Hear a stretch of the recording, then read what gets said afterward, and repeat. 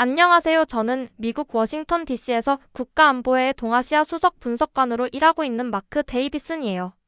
저는 백악관에서 15년 동안 일했지만 이렇게 침대에서 뛰쳐나온 적은 한 번도 없었어요. 새벽 3시 12분이었을 때 제 휴대폰이 비명을 지르듯 울렸어요. 메시지는 짧았어요.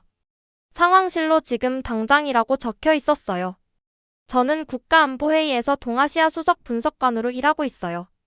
이것은 세계 그 지역에서 위험한 일이 발생하면 저는 거의 누구보다도 먼저 그것에 대해 알아야 한다는 것을 의미해요. 저는 옷을 입고 차로 달려갔고 심장이 두근거렸어요. 제가 백악관 상황실 문을 박차고 들어갔을 때 불은 이미 켜져 있었어요. 벽에 있는 큰 화면은 중국과 동남아시아 사이의 바다 지도를 보여주고 있었어요. 화면에는 두 개의 점이 있었어요. 하나는 파란색이고 하나는 빨간색이었어요.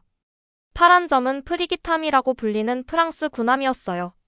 그것은 인도-태평양 지역에서 평화로운 순찰 임무를 수행하고 있었고 마치 그럴 권리가 있는 것처럼 국제 해역을 항해하고 있었어요. 빨간 점은 중국 구축함이었어요. 그리고 그것은 파란 점에 점점 더 가까워지고 있었어요. 제가 물었어요. 그들이 얼마나 가까이 있느냐고. 제 목소리는 긴장되어 있었어요. 콘솔 앞에 장교가 말했어요. 너무 가깝다고. 이대로 계속되면 1시간도 안 되어 위험한 범위 안에 들어갈 거라고 했어요. 제 머릿속이 빠르게 돌아갔어요. 보통 이런 일이 일어나면 위험에 처한 배를 가진 나라가 먼저 보고해요. 그것은 이치에 맞아요. 그들이 가장 걱정하는 사람들이고 그들 눈앞에서 일어나는 것을 보는 사람들이니까요. 하지만 그런 일은 일어나지 않았어요. 첫 번째 보고서는 파리에서 오지 않았어요. 그것은 서울 한국에서 왔어요. 저는 제 태블릿에 메시지를 응시했어요. 그것은 짧고 명확했으며 정보로 가득 차 있었어요. 한국 감시 시스템이 다른 누구보다 먼저 중국 배의 움직임을 발견했어요. 그들은 속도, 각도, 레이더 패턴을 추적했어요. 그들은 심지어 필요하다면 프랑스 배가 어떻게 안전하게 멀리 이동할 수 있는지까지 계산했어요. 모든 것이 거기에 있었어요. 숫자 그래프 좌표가 있었어요. 드라마도 없었고 고함도 없었어요. 그저 사실만 있었어요. 그러고 나서 20분 후에 파리에서 온 메시지가 도착했어요. 그것은 완전히 달랐어요. 프랑스 보고서는 길었고 강력한 단어들로 가득 차 있었어요. 그것은 함께 서 있는 동맹과 바다에서 민주주의를 수호하는 것. 그리고 우리 미국 친구들로부터의 즉각적인 지원의 필요성에 대해 이야기했어요. 저는 눈살을 찌푸렸어요. 저는 두 메시지를 다시 읽었어요. 하나의 메시지는 정확히 무슨 일이 일어나고 있는지 보여줬어요. 다른 메시지는 저에게 그것에 대해 어떻게 느껴야 하는지 말해줬어요. 제 동료 중 한 명이 저를 쳐다봤어요. 어떻게 생각하느냐고 물었어요. 저는 깊게 숨을 들이쉬었어요. 15년 동안 저는 전 세계의 동맹국들과 함께 일했어요. 저는 나라들이 위험에 어떻게 대응하는지 봤어요. 보통 가장 큰 목소리가 가장 많은 관심을 받아요. 하지만 이번에는 뭔가 다르게 느껴졌어요. 한국은 아무것도 요청하지 않았어요. 한국은 아무것도 요구하지 않았어요. 한국은 그저 진실을 보여줬어요. 제가 천천히 말했어요. 제 생각에는 이 위기의 핵심이 파리에 있지 않다고 서울에 있다고 했어요. 제 동료가 눈을 깜빡였어요. 한국이냐고. 하지만 그들은 이 사건에 연루되지도 않았다고 했어요. 제가 말했어요. 그것이 바로 그들이 중요한 이유라고.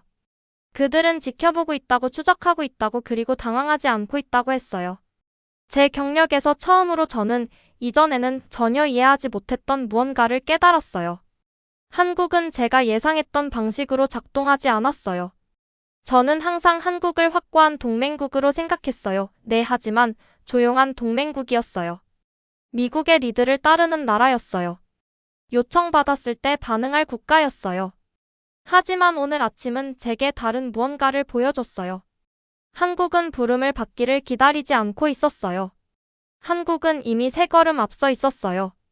그리고 그것은 저를 긴장하게 만들었지만 또한 호기심을 불러일으켰어요. 왜 한국은 그렇게 침착했을까요? 그들은 다른 사람들이 보지 못한 무엇을 봤을까요? 저는 머릿속으로 메모했어요. 서울에 주목하라고. 이것은 아직 끝나지 않았다고요. 다음 날 아침 프랑스 대통령 에티엔 뒤몽이 전 세계에 생중계되는 기자회견을 열었어요. 그는 파리의 연단에 서 있었고 그의 얼굴은 진지하고 단호했어요. 그의 뒤에는 프랑스 국기가 있었어요. 그가 말하기 시작하자 카메라 플래시가 터졌어요. 그가 말했어요. 중국이 국제 규칙을 위협하고 있다고. 그의 목소리는 강하고 분명했어요. 그들은 국제 해역을 항해하는 평화로운 선박을 위협하려고 한다고 했어요. 우리는 물러서지 않을 것이라고 했어요. 우리는 동맹국들 특히 미국에게 즉시 우리와 함께 서달라고 요청한다고 말했어요. 기자들이 질문을 외쳤어요. 뒤몽 대통령은 그중 일부에 답했고 그의 말은 날카롭고 자신감이 있었어요. 그는 항행의 자유와 자유세계는 함께 행동해야 한다와 같은 문구를 사용했어요. 그것은 용감하게 들렸어요. 그것은 옳게 들렸어요. 하지만 워싱턴 백악관에서는 사람들이 걱정하기 시작했어요. 저는 다른 관계자들과 함께 회의실에 앉아 있었어요. 화면에는 뒤몽 대통령의 기자회견 녹화 영상이 나오고 있었어요. 노라 켈런 국가안보보좌관이 말했어요. 그가 정말 이것을 밀어붙이고 있다고 했어요. 그녀는 침착하고 신중한 여성으로 목소리를 거의 높이지 않았어요. 하지만 저는 그녀의 어조에서 우려를 들을 수 있었어요. 테이블에 다른 누군가가 물었어요. 무엇을 밀어붙이고 있냐고요? 노라가 대답했어요. 우리를 밀어붙이고 있다고요. 그는 대통령이 지금 당장 프랑스를 지지하는 성명을 발표하기를 원한다고 했어요. 그는 우리가 무슨 일이 있어도 그들을 지지할 것이라고 약속하기를 원한다고 했어요. 저는 문제를 이해했어요. 만약 미국이 프랑스를 지지하는 큰 공개 성명을 발표한다면 그것은 중국을 더 화나게 만들 거예요. 그것은 상황을 더 좋게가 아니라 더 나쁘게 만들 수 있어요. 그것은 긴장된 순간을 실제 위기로 바꿀 수 있어요. 하지만 미국이 아무 말도 하지 않으면 프랑스는 버림받았다고 느낄 수 있어요. 그리고 그것은 동맹을 해칠 수 있어요.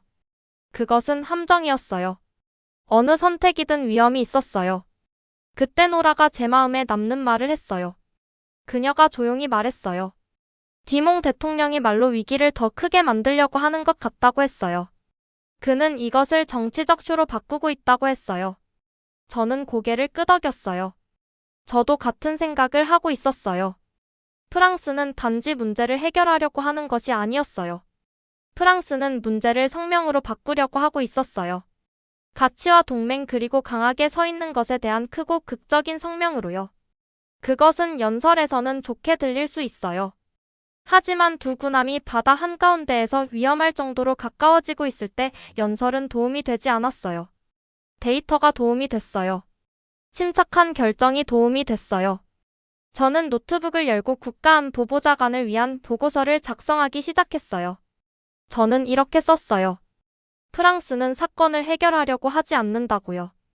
프랑스는 사건을 상징으로 바꾸려고 하고 있다고요. 저는 잠시 멈췄다가 덧붙였어요. 반면에 한국은 단순히 우리에게 무엇이 진짜인지 말해주고 있다고요. 제가 전송을 누르자 제 안에서 뭔가가 변하는 것을 느꼈어요. 수년 동안 저는 가장 크게 말하는 나라들이 위기에서 가장 중요한 나라들이라고 가정했어요. 하지만 정말 어쩌면 제가 틀렸을지도 몰라요. 그날 오후 늦게 CIA 국장 실베스터 그레이가 회의실로 걸어 들어왔어요. 그는 은발을 가진 키 큰 남자였고 직설적이라는 평판을 가지고 있었어요. 그는 한 장의 종이를 들고 있었어요. 그가 말했어요. 여러분 모두 이것을 봐야 한다고 하면서 그것을 테이블 위에 놓았어요. 그것은 중국 내부 통신문의 일부를 번역한 것이었어요. 정보기관들이 가로챈 것이었어요. 저는 앞으로 몸을 기울이고 그것을 읽었어요. 그 메시지는 장웨이라는 중국 해군 작전 장교가 보낸 것이었어요. 그것은 그의 상관들에게 보내진 것이었어요. 그리고 한 문장이 제 피를 차갑게 만들었어요. 프랑스의 반응은 예상 범위 내에 있다고 했어요. 한국의 반응은 알 수 없는 변수라고 했어요. 한국 요인을 과소평가하지 말라고 했어요. 회의실이 조용해졌어요. 누군가가 물었어요. 그들이 한국을 걱정하고 있냐고요. 왜냐고요. 한국은 직접적으로 연루되지도 않았는데요. 실베스터가 의자에 등을 기댔어요. 그가 말했어요. 그것이 바로 핵심이라고요. 중국은 프랑스가 소란을 피우는 것에 대해 걱정하지 않는다고 했어요. 그들은 프랑스가 소란을 피울 것이라고 예상했다고 했어요. 그것이 프랑스가 하는 일이라고 했어요. 그들은 연설과 외교적 압박을 잘한다고 했어요. 하지만 실제 행동에서는 예측 가능하다고요. 프랑스는 패턴을 따른다고요. 중국은 그 패턴을 이해한다고요. 제가 천천히 말했어요. 하지만 한국은 아직 아무 말도 하지 않았다고요. 실베스터가 말했어요. 정확히 그렇다고요. 그리고 그것이 그들을 두렵게 하는 것이라고요. 침묵이 때때로 가장 큰 메시지라고요. 특히 모든 사람이 소리를 지를 것으로 예상할 때라고요. 제 머릿속이 빠르게 돌아갔어요. 저는 중국이 어떻게 작동하는지에 대해 제가 알고 있던 것을 되돌아봤어요. 중국은 똑똑했어요.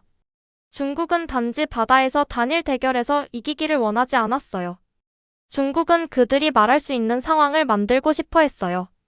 다른 모든 사람들이 공격적이었기 때문에 우리가 대응해야 했다고요. 다시 말해서 중국은 다른 나라들이 먼저 과잉 반응하기를 원했어요.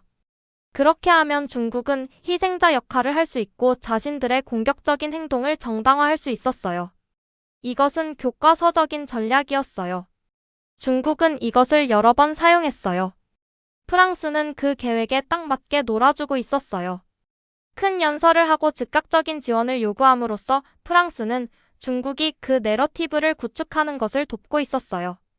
프랑스는 자신도 모르게 중국의 전략에 협력하고 있었던 거예요. 프랑스는 중국이 원하는 정확한 반응을 제공하고 있었어요. 하지만 한국은요? 한국은 중국에게 가지고 작업할 어떤 것도 주지 않고 있었어요. 한국은 당황하지 않고 있었어요. 한국은 요구하지 않고 있었어요. 한국은 연설을 하지 않고 있었어요. 한국은 그저 지켜보고 있었어요. 그리고 기다리고 있었어요. 조용히 데이터를 수집하면서요. 분석하면서요. 평가하면서요. 저는 소리내어 말했어요. 그들은 한국이 무엇을 할지 예측하려고 하고 있다고요. 왜냐하면 한국이 침착함을 유지한다면 그것은 중국의 전체 전략을 무너뜨리기 때문이라고요. 실베스터가 고개를 끄덕였어요. 정확히 그렇다고요. 한국이 확대하지 않으면 전체 연쇄 반응이 무너진다고 했어요. 프랑스는 과잉 반응하는 것처럼 보인다고요. 중국은 더 강하게 밀어붙이는 것을 정당화할 수 없다고요. 위기는 폭발하는 대신 사그라든다고요. 그리고 중국은 아무것도 얻지 못한다고요. 모든 계획이 무용지물이 된다고요. 저는 내 안에서 이상한 존경심이 자라나는 것을 느꼈어요. 수년 동안 저는 한국을 다른 사람들의 리드를 따르는 나라로 생각했어요. 저는 이런 상황에서 한국을 주요 행위자로 본 적이 없었어요. 하지만 이제 저는 깨달았어요. 한국은 다른 누구의 대본에 따라 행동하지 않고 있었어요. 한국은 자신들만의 방식을 가지고 있었어요. 그리고 그 방식, 그 조용하고 데이터 중심적이며 드라마 없는 방식은 믿을 수 없을 정도로 강력했어요. 감정이 아니라 정보에 기반한 방식이었어요. 추측이 아니라 사실에 기반한 방식이었어요. 제가 말했어요. 우리는 서울이 다음에 무엇을 하는지 더 많은 관심을 기울여야 한다고요. 방에 있는 모든 사람이 동의했어요. 그날 저녁 저는 사무실에 늦게까지 남아 있었어요. 저는 그 중국 메시지에 대해 생각하는 것을 멈출 수 없었어요. 한국 요인을 과소평가하지 말라고요. 그것이 정확히 무엇을 의미하는 걸까요? 저는 한국의 최근 군사 및 외교 활동에 대해 찾을 수 있는 모든 것을 찾아봤어요. 저는 무엇이 중국을 그렇게 긴장하게 만드는지 이해하고 싶었어요. 제가 발견한 것은 저를 놀라게 했어요.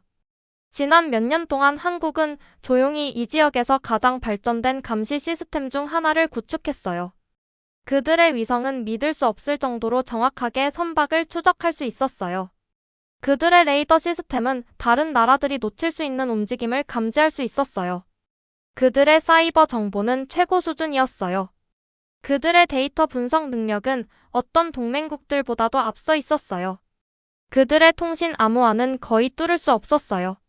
하지만 여기서 정말 눈에 띄는 것은 한국이 이것 중 어떤 것에 대해서도 거의 자랑하지 않았다는 거예요. 프랑스가 새로운 무기 시스템을 개발했을 때 그들은 기자회견을 열었어요. 미국이 새로운 위성을 발사했을 때 그것은 헤드라인을 장식했어요. 영국이 해군을 업그레이드했을 때 정치인들은 그것에 대해 연설을 했어요. 하지만 한국은요? 한국은 그저 일을 했어요. 조용히요. 효율적으로요. 요란함 없이요. 언론의 관심도 구하지 않고요. 박수갈채도 기대하지 않고요. 저는 2년 전에 발사된 한국 감시 위성에 대한 보고서를 발견했어요. 기사는 짧았어요. 겨우 3단락이었어요. 그것은 위성의 이름을 언급하고 그것이 지역 안보에 기여할 것이라고 말했어요. 그게 다였어요. 웅장한 성명도 없었어요. 약속도 없었어요. 위협도 없었어요. 어떤 자랑도 없었어요. 기술적 세부 사항도 없었어요. 하지만 그 위성이 다른 누구보다 먼저 중국 구축함의 움직임을 발견한 바로 그 위성이었어요. 저는 의자에 등을 기대고 컴퓨터 화면을 응시했어요. 한국은 누구에게도 깊은 인상을 주려고 하지 않았어요. 한국은 그저 준비되어 있으려고 했어요. 그리고 그 준비, 그 조용하고 끊임없는 준비가 바로 위기 상황에서 그들을 그렇게 효과적으로 만드는 것이었어요. 8시쯤 제 휴대폰이 울렸어요. 그것은 국가안보보좌관 사무실에서 온 메시지였어요. 다음날 아침 첫 일로 긴급 회의가 있을 거라고 했어요. 주제는 위기 대응에 대한 서울과의 조율이었어요. 저는 복잡한 감정을 느꼈어요. 제 일부는 흥분했어요. 이것이 바로 제가 제안해왔던 것이었어요. 한국이 무엇을 하고 있는지에 더 많은 관심을 기울이고 그들의 접근 방식에서 배우는 것이요. 하지만 제 다른 일부는 불편함을 느꼈어요. 왜일까요? 저는 한동안 그것에 대해 생각했고 그러고 나서 깨달았어요. 저는 방어적인 기분을 느끼고 있었어요. 왜냐고요? 15년 동안 저는 동아시아 전문가였어요. 저는 보고서를 작성하고 브리핑을 하고 대통령들과 강요들에게 조언했어요. 저는 이 지역을 이해하는 것 위에 제 전체 경력을 쌓았어요. 저는 회의에서 발표하고 정책 권고안을 작성했어요. 저는 이 지역의 전문가로 인정받았어요. 그런데도 저는 어떻게든 한국에 대한 거대한 무언가를 놓쳤어요. 저는 한국을 후배 파트너로 봤어요. 우리의 지도가 필요한 나라로요. 어떤 위기에서든 우리의 리드를 따를 국가로요. 하지만 이 상황은 제게 완전히 다른 무언가를 보여주고 있었어요. 한국은 우리의 지도가 필요하지 않았어요. 어떤 면에서는 우리가 그들의 지도가 필요했어요. 그것은 인정하기 어려웠어요. 특히 저 같은 전문가에게는요. 저는 제가 거의 하지 않는 일을 하기로 결정했어요. 저는 워싱턴 주재 한국 대사관에서 일하는 오랜 친구에게 전화를 걸었어요. 그의 이름은 박진우였고 우리는 약 10년 전 한 회의에서 만났어요. 우리는 몇 달마다 커피를 마시러 만나면서 연락을 유지했어요. 그는 똑똑하고 통찰력 있는 사람이었어요. 제가 말했어요. 진우, 뭔가 물어볼 게 있는데 나한테 솔직하게 말해줘야 해요. 그가 대답했어요. 물론이라고요. 그의 영어는 완벽했고 아주 약간의 억양만 있었어요. 제가 물었어요. 왜 한국은 당신들이 하고 있는 일에 대해 더 많이 이야기하지 않느냐고요. 당신들의 감시 능력, 위기 관리 시스템, 그것들은 정말 인상적이라고요. 하지만 아무도 그것들에 대해 모른다고요. 세계가 알아야 할 것들이라고요. 당신들은 인정받을 자격이 있다고요. 전화 반대편에서 잠시 침묵이 흘렀어요. 진우가 마침내 말했어요. 이든 토끼와 거북이 이야기를 기억하느냐고요. 제가 물었어요.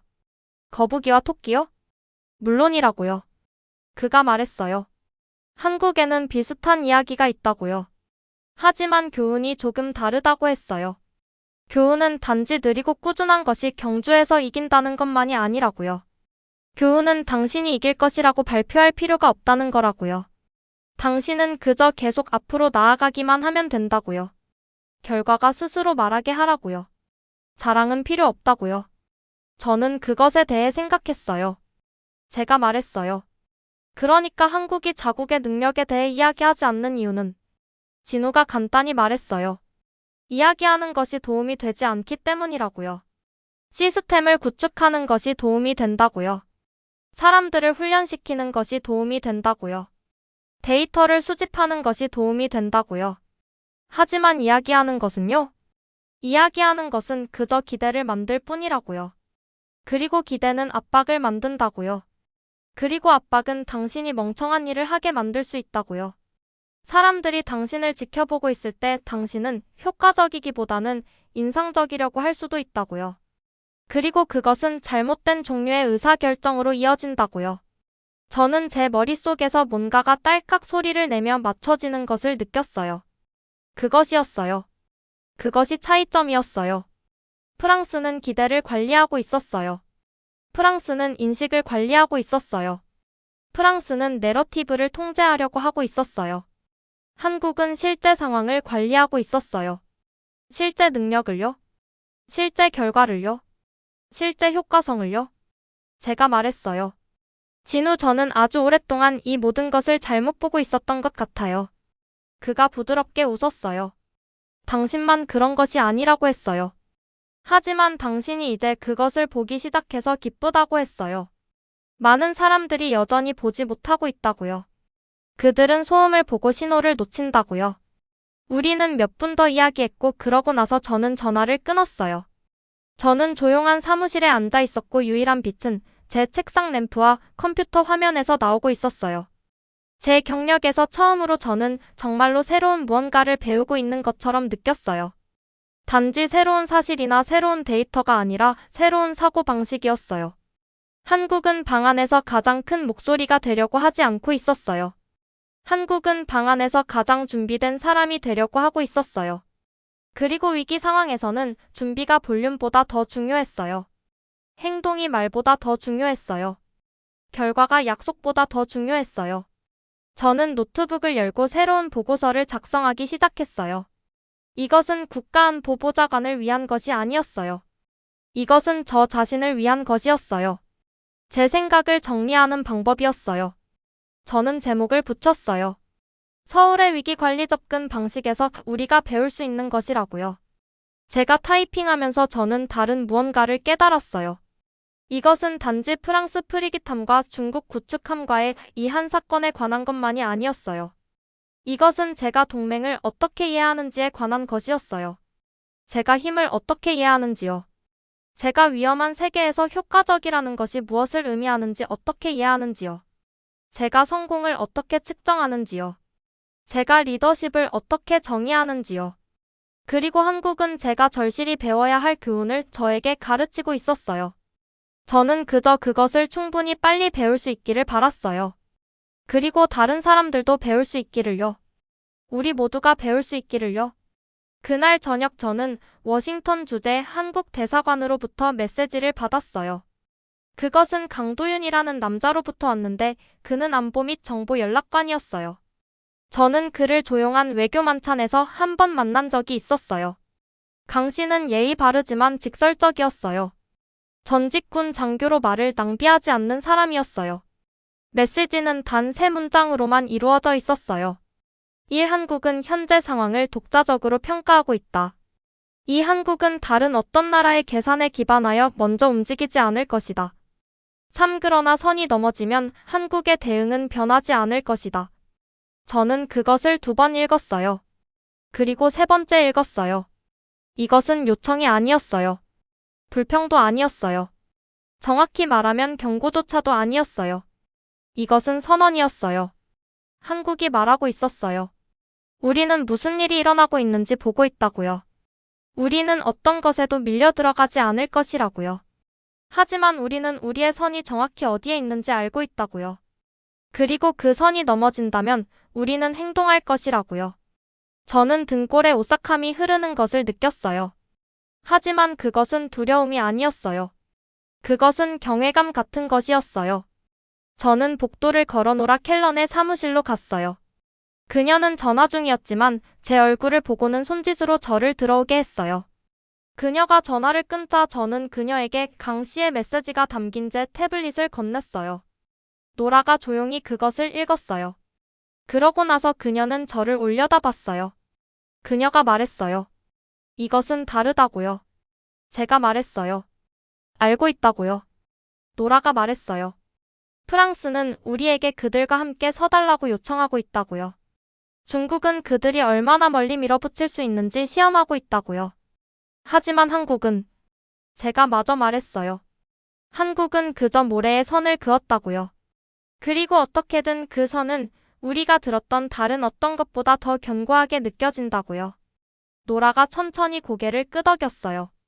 이것을 대통령께 보여드려야 한다고 했어요. 1시간 후 리처드 하트 대통령이 결정을 내렸어요. 그가 말했어요. 우리는 아직 성명을 발표하지 않을 것이라고요. 우리는 프랑스의 연설에 반응하지 않을 것이라고요. 우리는 한국의 데이터를 기반으로 움직일 것이라고요. 저는 안도감의 물결을 느꼈어요. 그리고 또한 놀라움도요. 제 경력에서 처음으로 저는 미국 정부가 큰 목소리보다 조용한 목소리를 선택하는 것을 지켜보고 있었어요. 위기는 아직 끝나지 않았어요.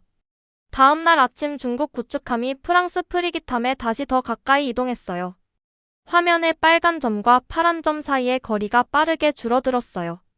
바다 한가운데에서 프랑스 인도- 태평양 함대 사령관인 아델 르페브르 제독이 행동을 취할 준비를 하고 있었어요. 그녀는 대응하기 위해 파리로부터 즉각적인 승인을 요청했어요. 파리에서 뒤몽 대통령은 또 다른 기자회견을 열었어요. 그는 다시 항행의 자유와 물러서지 않는 것에 대해 이야기했어요. 하지만 그때 예상치 못한 일이 일어났어요. 한국이 움직였어요. 하지만 누구도 예상하지 못한 방식으로요. 강도윤이 3개의 메시지를 보냈어요. 정확히 같은 시간에요. 3개의 다른 수도로요. 베이징으로 보낸 한국의 메시지는 이렇게 말했어요. 만약 당신의 배가 한국이 정의한 임계점을 넘으면 한국은 독자적으로 대응할 것이라고요. 어떤 우회도 인정되지 않을 것이라고요. 파리로 보낸 한국의 메시지는 이렇게 말했어요. 만약 한국이 개입하면 프랑스는 상황에 대한 통제력을 잃을 것이라고요. 지금 감정적 확대를 멈추라고요. 워싱턴으로 보낸 한국의 메시지는 이렇게 말했어요. 이것은 요청이 아니라고요. 우리의 결정은 이미 내려졌다고요. 협력은 가능하지만 우리의 입장은 변하지 않을 것이라고요. 3개의 메시지요. 3개의 다른 청중이요. 3개의 다른 톤이요. 하지만 같은 결론이었어요. 한국은 다른 누구의 게임에도 끌려 들어가지 않을 것이라고요. 저는 믿을 수 없다는 듯이 제 화면을 응시했어요. 제가 소리내어 말했어요. 그들은 방금 중국에게 물러서라고 말하고 프랑스에게 진정하라고 말하고 우리에게 그들이 통제하고 있다고 말했다고요. 한꺼번에요. 그러고 나서 믿을 수 없는 일이 일어났어요. 중국 구축함의 속도가 감소했어요. 그것의 접근 각도가 덜 공격적이 되었어요. 배로부터의 통신 신호가 증가했어요. 그것은 그들이 그들의 지휘센터와 이야기하고 있고 재계산하고 있다는 것을 의미했어요. 중국은 충돌 대신 재계산을 선택했어요. 상황실에서 누군가가 속삭였어요. 그들이 물러서고 있다고요. 제가 조용히 말했어요. 아니라고요. 그들은 물러서고 있는 게 아니라고요. 그들은 한국 요인이 진짜라는 것을 깨닫고 있는 거라고요. 몇 시간 안에 프랑스 프리기탐은 더 안전한 구역으로 이동했어요. 중국 구축함은 항로를 조정했어요. 위기는 끝났어요. 큰 소리나 전투가 아니라 멈추기로 한 결정으로요. 그리고 그 주에 백악관에서 제가 가장 자주 들었던 문구는 이것이었어요. 우리는 파리가 아니라 서울을 지켜봐야 한다고요.